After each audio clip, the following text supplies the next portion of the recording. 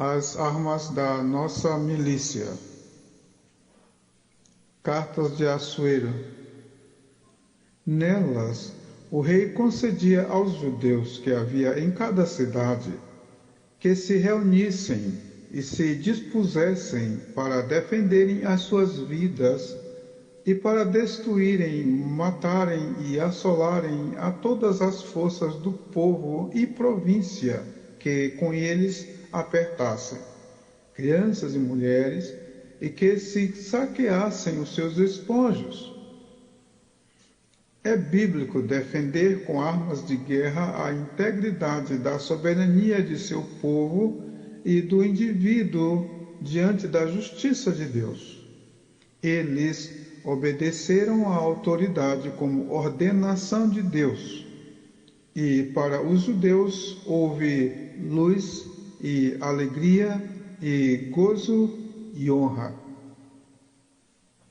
Também em toda a província e em toda a cidade aonde chegava a palavra do rei e a sua ordem, havia entre os judeus alegria e gozo, banquetes e dias de folguedo. E muitos entre os povos da terra se fizeram judeus, porque o temor dos judeus tinha caído sobre eles. E uma cópia da carta, que uma ordem se anunciaria em todas as províncias, foi enviada a todos os povos, para que os judeus estivessem preparados para aquele dia, para se vingarem dos seus inimigos. Ester 8, 10 a 17. E sereis odiados de todas as gentes por amor do meu nome. Se considerarmos que estas palavras foram dirigidas exclusivamente para os judeus, vamos presumir que o mundo inteiro odiaria ou aborreceria aos judeus por estarem em favor de o nome de Cristo. Mas sabemos que eles negam esta verdade. Então, esta palavra é para todos nós. Ao meu ver, por causa do nome do Senhor, considerando que nome não é somente uma palavra que se nomeia a alguém, mas o seu legado histórico, memorial e crônicas, era como se o homem exercitasse a conviver com Deus simultaneamente, o Emanuel e o Deus desconhecido, porque ele era e há de vir. Em obediência à autoridade como ordenação de Deus, está permitido, autorizado, liberado e correto usar os instrumentos de defesa que lhe for permitido ou ordenado executar. Quando então o uso de uma arma é completamente lícito e justo. Quando a autoridade determina, libera, consente, concede ou delega autoridade a alguém sobre a sua casa, o tal deverá agir conforme a autoridade que ele escolheu ou ordenou como ordenação de Deus. O mentiroso age como se fosse dele a ação, assume feitos, atitudes e reações de pessoas reais e existem como se fosse possível existir sem Deus. Porque mentira é tudo quanto parece verdade, mas não é. Porque a mentira se mostra parecida com a verdade, de forma que somente crê nela quem crê no que não é. Assim, quem crê nela, crê no que não é, ficando mentiroso para si mesmo. Então, quando se crê e não obedece, é mentira que creu. Do mesmo modo, o homem deve temer e obedecer somente a Deus. Quem crê no diabo e não lhe obedece, não creu nele. Só que o inimigo não perdoa. Deus disse que o diabo jamais será para sempre. Isto significa que não é verdadeiro nem no mal que faz, ou fizer, ou faria. Ezequiel 28, 18 e 19. Origens e destinos. Vistos e conhecidos, o inferno não é uma sala de recreio ordenada para o diabo. É um lugar posto da ausência completa de Deus. Os que se afastam de Deus irão para lá. Ora, se alguém descer com Deus até o Seol, e se fizer a sua cama desde o lugar mais alto até as profundezas, estará ainda no esconderijo do Altíssimo. Mas sem ele, sem Deus, até dentro de um paraíso, cercado de sentinelas ou verdugos, será um inferno. Quando Deus falou para Satanás, de onde vens, foi para deixar claro que o estado do maligno estava tão completamente esquecido e separado de tal forma que nem Deus sabia onde ele estava. Imagina só o que é ouvir da parte de Deus: nunca vos conheci, não sei de onde vós sois, não vos conheço. Mateus 7, 21 a 23. Quanto ao porte de arma de fogo, em obediência à autoridade como ordenação de Deus, está permitido, autorizado, liberado e correto usar os instrumentos de defesa que lhe for permitido ou ordenado executar. Quando, então, o uso de arma de fogo é completamente lícito e justo.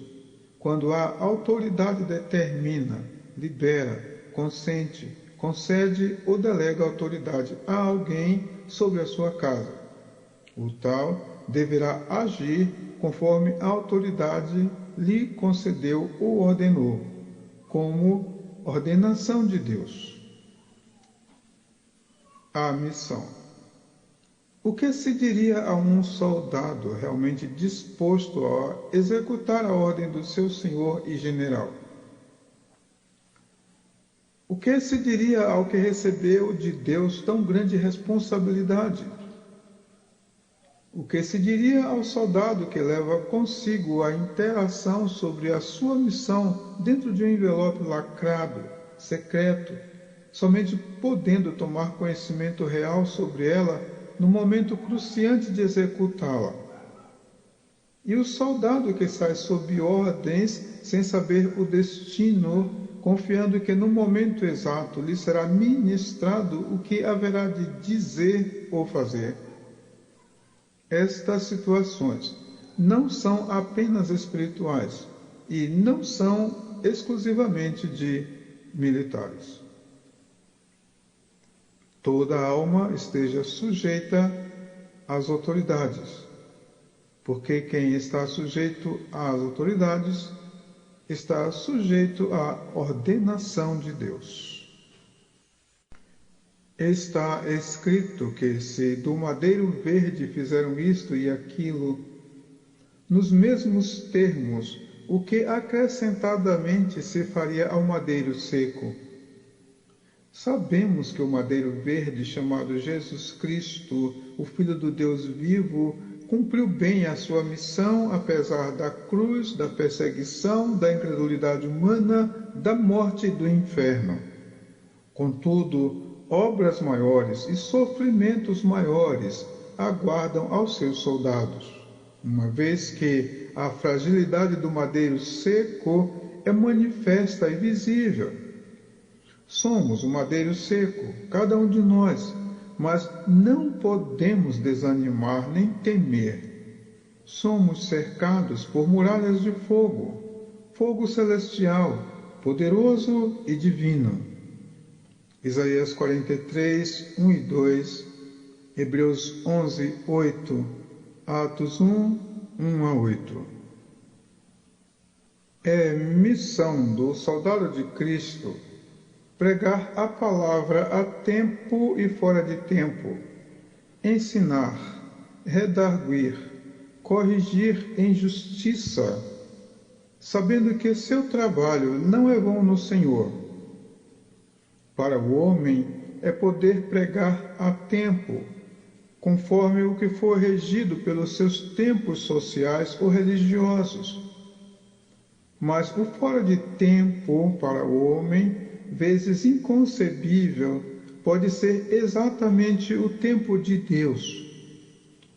Fora de tempo são missões secretas, com ordens elevadas e cronometradas por Deus.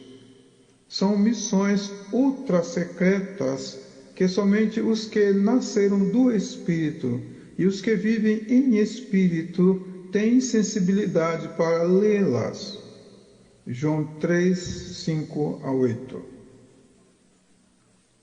Não carregue a espada como elemento decorativo inverossímil, mas saiba como usá-la bem no tempo de paz e no tempo de vingança de Deus, não do homem.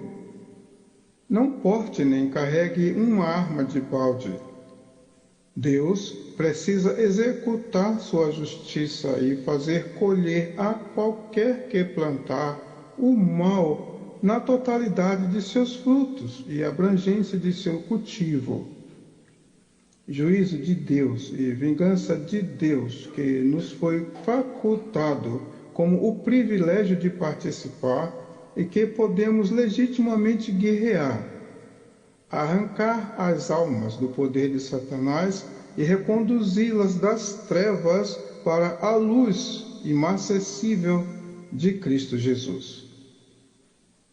São missões secretas, considerando o amor que o homem ainda tem pelo mundo e pela vida natural, lembrando que geralmente estão mergulhados em trevas malignas como cegos, surdos e mudos. Há uma necessidade imperiosa de se saber como entrar em cada labirinto humano para poder ensinar o caminho de saída e convertê-las das trevas para a divina luz. Arrancad as almas dos abismos humanos e mundanos e dos laços malignos e da idolatria e da riqueza sem perder seus valores, está a arte e o poder de guerrear segundo Deus. Está escrito que deve-se salvar alguns como arrebatando-os do fogo, aborrecendo até as suas roupas sujas de sangue. Curai os enfermos, limpai os leprosos, ressuscitai os mortos, expulsai demônios, de graça. De graça recebeste, de graça dai. As armas da nossa milícia não são carnais, mas são poderosas em Deus para a destruição de fortalezas. Por causa disto, devemos compreender bem que as que nos são confiadas, para que saibamos recorrer a cada uma delas no momento certo e segundo a vontade e orientação de Deus. Há almas tão enredadas, tão envolvidas, perdidas e protegidas pelas fortalezas do mal, que nos são um desafio, como uma guerra em campo aberto.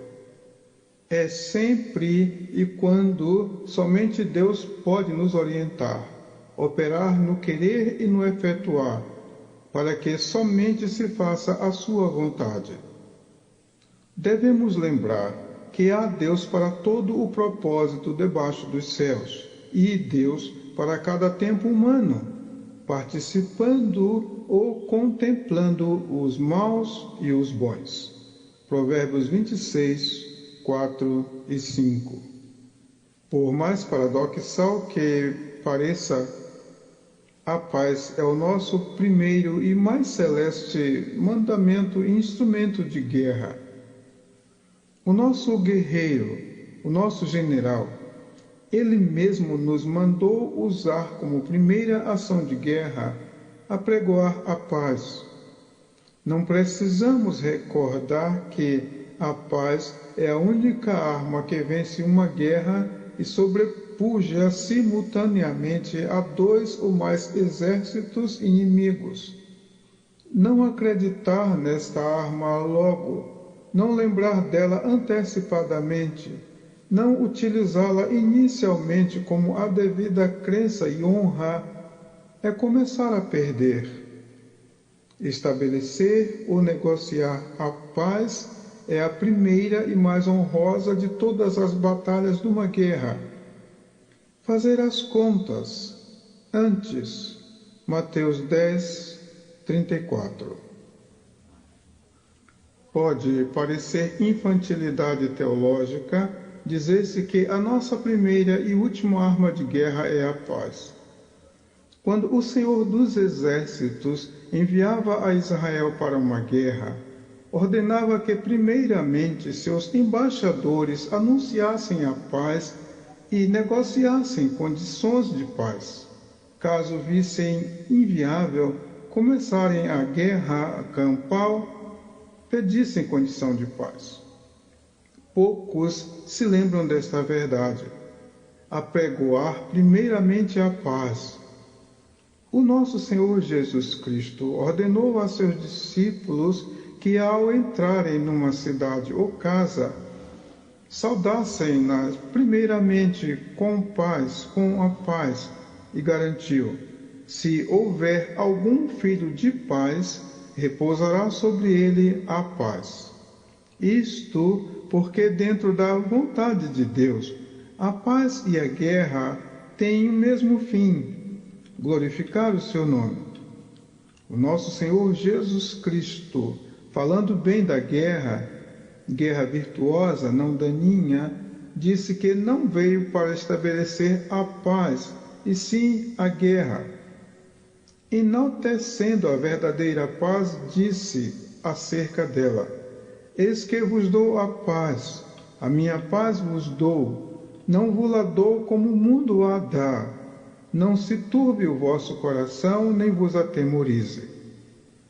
Se pensarmos mais profundamente, conheceremos a paz de Cristo, que excede todo o entendimento e, conseguintemente, a guerra de Deus. Também, pela mesma maneira, será incompreensível ao homem mortal, contra o qual está escrito: pele por pele, tudo quanto o homem tem dará pela sua vida. O homem, muito envolvido com a vida secular e com o imediatismo abonado pela sede de conforto que o bem-estar social oferece, nunca compreenderá bem as guerras de Deus.